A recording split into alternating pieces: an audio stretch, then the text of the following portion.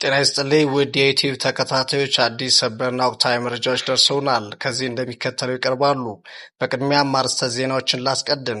ቴህራን ውስጥ የታጠቁ ህጻናት መታየታቸው አነጋጋሪ ሆኗል።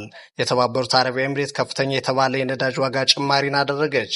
የእስራኤል ፓርላማ የሽብር ወንጀል ፈጽመዋል ተብሎ የተጠረጠሩ ፍልስጤማውያን ላይ በቀጥታ የሞት ፍርድ የሚያስቀጣ ህግን አጸደቀ። አሁን ዜናዎችን በዝርዝር እናቀርባለን።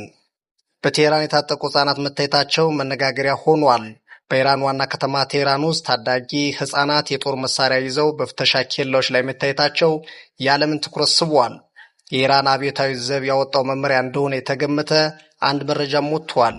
ይህም የውስጥ ተቃዋሚዎችን ለመመከት ታዳጊ ልጆችን በሚሊሻነት ማሳተፍ የሚል ነው። እስካሁን ድረስ ግን ከአብዮታዊ ዘቡ የተሰጠ ማብራሪያ የሚሆን ማስተባበያ የለም።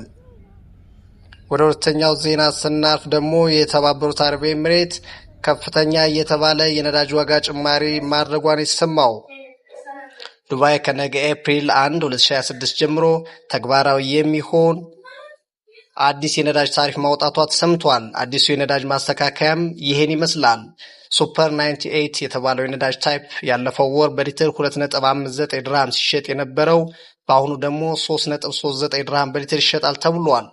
ስፔሻል 95 የተባለው ታይፕ ደግሞ ባለፈው በወር በሊትር 2.48 ድርሃም የነበረ ቢሆንም በአሁኑ ግን ወደ 3.28 ድርሃም በሊትር ከፍ ማለቱን የታወቀው። በመጨረሻም ከባድ የሽብር ወንጀል ሰርተዋል ተብለው ተጠርጥረው በስር ላይ በሚገኙ ፍልስጤማውያን ላይ በቀጥታ የሞት ፍርድን የሚያሰጥ ህግ የእስራኤል ፓርላማ ማውጣቱን የተሰማው።